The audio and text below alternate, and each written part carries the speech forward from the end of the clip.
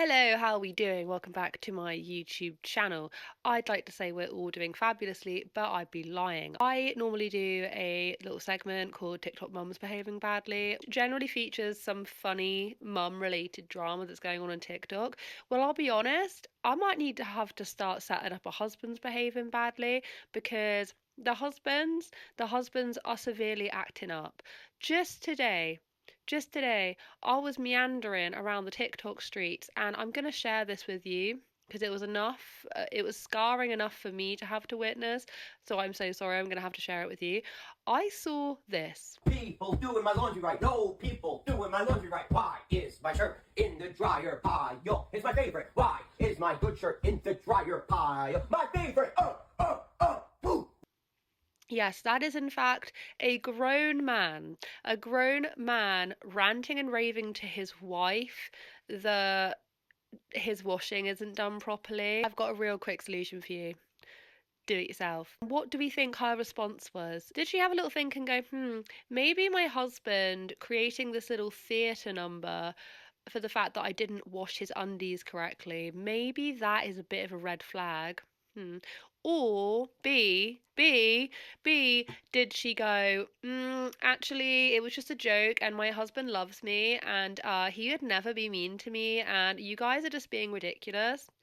Then swiftly deletes video. Well done, she did in fact choose option B, because this is what happens time and time and time again. Now, there were two cases this week that we are going to be talking about because they were quite similar. If you get the same things recommended to you on TikTok as me, you may have come across one of them in particular from this creator called Courtney, who basically put her whole entire life on the line to be a stay-at-home mum. Soon to be ex-husband just came to her and went, I'm going to cancel your cards. I want you to move out. You and the kids go, just after like 13 years of being together. And it has thrown her whole entire world into shambles. As a 30-year-old, like in your 30s, you're a mother. Like, I have two kids to take care of, and I don't even know how I'm supposed to take care of us. That is terrifying. We've got another case which is kind of similar but a little bit more extreme. She comes onto TikTok and she says that her husband came to her and said that he wants a divorce. He's gonna move out of the house, leaving her, their 10-month-old, and their 3-year-old like stranded. It's been 3 days since my husband said he wanted a divorce. He's not happy. He's ready to up and leave my 10-month-old, my 3-year-old, and me, practically a stay-at-home mom, to fend for ourselves. Said he doesn't want to pay the mortgage, he doesn't want to pay any bills, and I need to figure it out if I want to stay in our home. Need I even have to explain to people that you would be that much of an a-hole that you would literally just up and leave your 10-month-old and your 3-year-old with somebody who cannot pay any of the bills because she doesn't have a job that is going to keep the roof over their heads? He's just gonna up and leave them in like complete shambles. Like, fair enough, he can have his little midlife crisis, like buy a sports car, buy a set of golf clubs, I don't know. He can have his little side piece, like whoever's been warming his feet up at night. But you can try and, yeah, you can have all this like resentment towards your wife, but why the hell would you try and harm your children by threatening to just go and not pay the bills? Because what do you think's gonna happen? What do you think's gonna happen when she can't make that month's mortgage payment, or she can't pay to keep the lights on, or she can't pay the car insurance? Because best believe he starts threatening her all this stuff about like, oh, I'm just gonna like cut the insurance off and just all this crap. Yeah, the thing is, I'm angry, but am I shocked by this happening? No. I have heard of this happening so many times, it's hard to even get shocked when you hear of it happening. Do you want to hear what that slithery little serpent does? He comes back to Michaela. Okay, he comes back to Michaela and he's just like, I've done some calculations. I put my big boy pants on and I've done some calculations. My calculations are telling me that I don't think we should divorce anymore. My husband said he did a calculator online to figure out how much he was going to pay in child support. I think that number shocked him. So after doing that, he says, oh, he really wants to make this marriage work, and he wants to stay and try to work this out for the kids' sake, which to him making it work looks like him taking a nap as I'm alone with the kids on Thanksgiving. But here we are. A lot of you recommended, which I'm very grateful for, to meet with a lawyer and figure out what my options are, figure out how to move forward with all of this. I don't think we should divorce anymore. Why do you think they shouldn't? Why do you think he's come to that realization? Because he now knows. He didn't know this before when he was making all his threats, but now he realizes that he would be paying so much money in child support that he's gone, I was joking. It's not actually, I don't really want a divorce. Please don't leave me, because otherwise I'm going to have to pay all the child support. So he was absolutely fine just threatening to up and leave them three in the dust, because, you know, it would impact them. But the very minute he finds out that it's going to negatively impact him, he's like, nah, I'll stay. I'll stay. That is weak. That is so unbelievably weak. That is just the weakest thing. The weakest thing I've heard all day. The thing is, Michaela now no longer trusts him. So he's coming back and he's just like, oh, please, please, you know, I was joking. Because apparently they've been through this before. So she's obviously given him like, come on, last strike and you're out. He's coming back and he's like, oh, I'm so sorry. Da, da, da, da. She's like, no, I don't trust you. What did she say? She said, you removed the emotional security like element of our relationship, and now there is like nothing left. How can you be here? How can you be like threatening just to leave us and basically just decide that he just doesn't want this life anymore? How convenient. So she is like, no, I don't trust you and I've had enough. And do you want to know what this little slime ball's excuse was? His excuse was, well, I haven't done it. In the conversation with my husband tonight, I told him that he's taken a lot of the emotional safety out of our relationship with all of these threats to remove me from car insurance and to call the police and to divorce me and make me pay all of the bills by myself, and then to come back and say, oh, actually, I think child support's going to make it too expensive. I'm going to stay because of that. It takes a lot of the emotional security out of our relationship. And he replied with, well, of all these threats that I've made, have I actually done any of them? Like, if I haven't done any of them, why does it bother you that I said it? So I'd like your 2 cents. If someone threatens to do something but doesn't actually follow through, does it still remove that emotional security blanket in your relationship, or should I just let it slide according to him? How can it be that bad? I didn't actually do it, did I? I didn't actually do it. And the only reasoning why he didn't do it was because he realised that he would have to be paying a lot of money towards Michaela. That's the reasoning why he went, actually, maybe it's just not worth it. Weak. Not to mention that shortly after that, I'm assuming this was like something to do with his little tantruming episodes. Now he's realised he's kind of like stuck in this situation unless he wants to part ways with his money every single month. He's kind of put himself into a bit of a sticky situation. So what does he do? He decides to take it out on the toddler by pushing them. So being physically aggressive towards the toddler and then threatening to like slam doors in Michaela's face. Today my husband shoved my toddler hard enough that she stumbled because she was in his way, and then threatened to hit me with the door if I didn't get out of the way, as he was trying to slam the door on my face as I was trying to protect my toddler from him. She wasn't even interacting with him. That was line drawn. Obviously, I don't need to say this, but I will say it. That is horrific. He's also taken his tantrums to the next level by like changing the Amazon passwords or whatever. So all of the angel trees that Michaela had done that were being sent to her, all these presents, had then been cancelled. Husband canceled the Amazon order I had made for our angel tree gifts, which he knew about and knew that they were coming. I work part-time in my own business a couple times a week, but it makes nowhere near as much money in the winter as it does in the summer. So this is a really interesting time for him to choose to up and leave and inevitably change his Amazon password, cancel the order that I had made, and screw over someone else's angel tree gift. So I now get to text my brother and ask him to make the Amazon order for the angel tree gift. I can't just run to the store because it's specific. This angel tree person wanted something specific off of Amazon.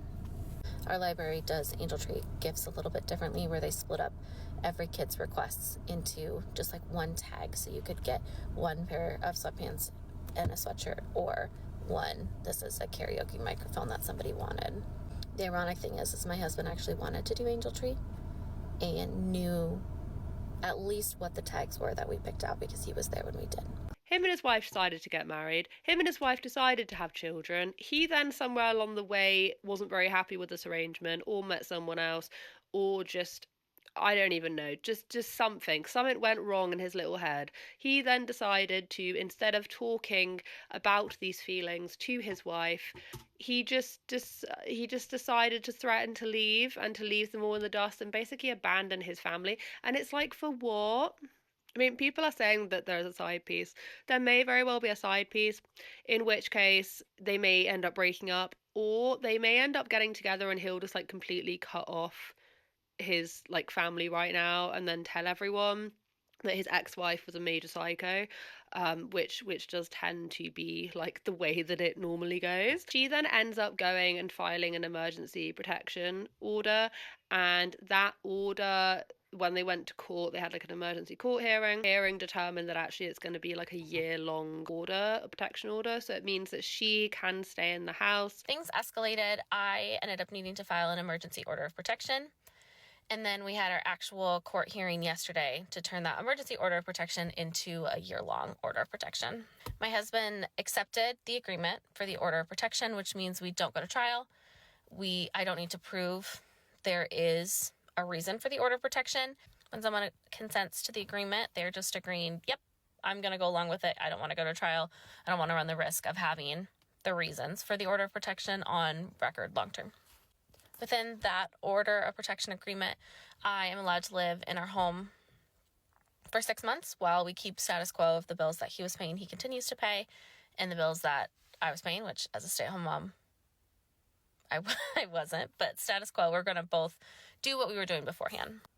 It was genuinely the best case scenario of the worst nightmare I've ever had in my life, because I know that I'm safe. I'm able to find a job, have a roof over my head as I find a job, and hopefully have enough time to save up a little bit of money to get my own apartment for my kids where they can be taken care of and healthy in these 6 months. I am so happy that she has managed to get that one sorted out. Like, I am so happy, and everyone is like super on her side and super cheering her on. I mean, like, what a shitty thing to do, just to be like, oh yeah, actually I just don't want this life anymore, I'm just gonna get up and go.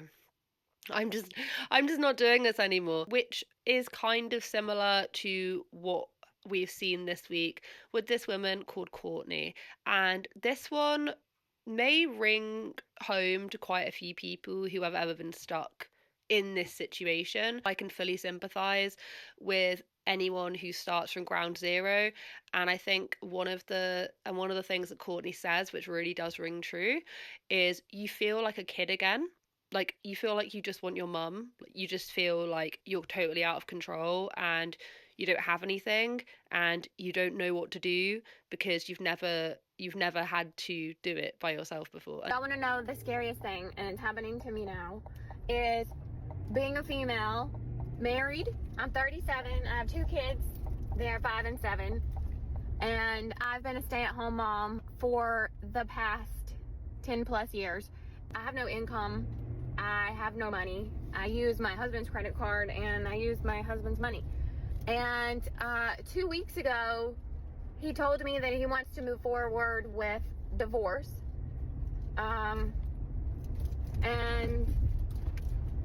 Today, I literally, like, I use an American Express credit card for everything. It's got my name on it, but obviously he pays the bill. He told me he's gonna cut it off, and I gotta like move all the automatic payments and stop using it. And he said, you need to start using your own card now. What card? I don't have a card. That is my card. Terrifying. I mean, I feel like a little girl who needs their mommy because I don't know how to take care of myself. I don't, like, it's just terrifying. It's an extremely scary feeling, and she has now, I believe she's in her 30s, but she has now only just realized that actually being a stay-at-home mum and being solely being a stay-at-home parent to the point where you don't even have your own bank account, you don't have anything, you are solely reliant on your partner. Now her partner's up and left her, she is left with absolutely nothing. She's kind of turning her platform into not only a documenting her journey, but also to show people that, you know, just because you don't think it will happen to you does not mean that is the case. It can happen to anyone. Thank God he's letting me live in his house. And I say his house because it is his house, because when we got married, he told me that my name isn't going to go on the deed because he doesn't want to put that debt on me.